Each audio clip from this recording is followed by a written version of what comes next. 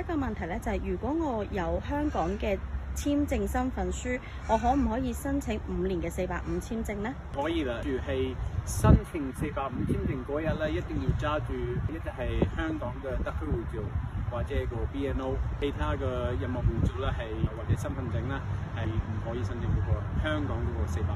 第二個問題係，如果持有485簽證嘅香港人想轉191嘅簽證，佢哋可唔可以住喺偏遠嘅地區，但係佢工作咧，即係公司係喺墨爾本咁樣？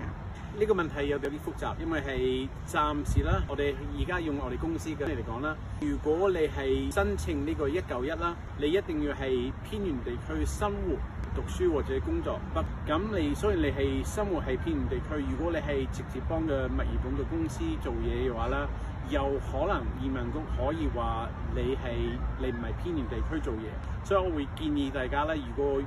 可以嘅話咧，你可以試下註冊一個喺偏遠地區嘅公司，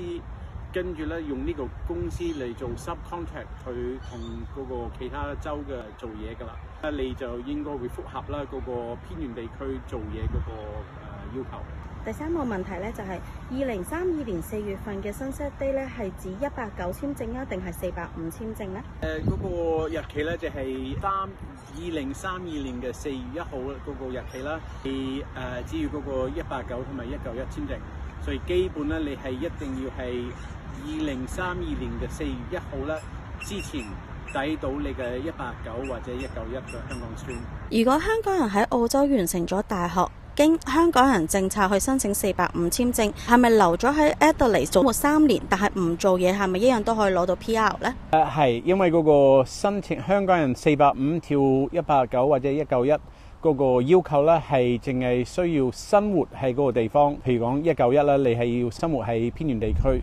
佢暫時咧係冇咩工作同讀書嘅要求，所以你唔做嘢，你唔讀書係都可以申請。不過咧，做嘢或者讀書嘅話咧，一定要係一樣係個偏遠地區。咁下一個問題就係，我可唔可以喺澳洲境外，譬如香港咁樣申請個485簽證，定係我需要人喺澳洲境內先至可以申請呢？485咧一定要喺澳洲境內申請㗎啦。下一個問題就係，持有香港護照嘅香港人咧，可唔可以淨係通過讀 diploma 去申請 PR 呢？如果嗰個 diploma 係譬如講 trade 嗰種啦，譬如講你係讀咗個 Cert 3、Cert 4 cookery。跟住就係 Diploma of Hospitality Management 或者 Automotive， 即係整車嘅 Cert 3、Cert 4，跟住係讀Management Automotive Management，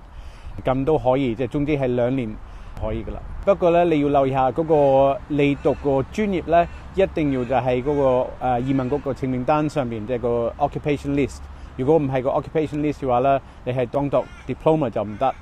同埋咧，就係你係符合所有嘅485嘅要求咧，你讀咗呢2年嘅 Diploma。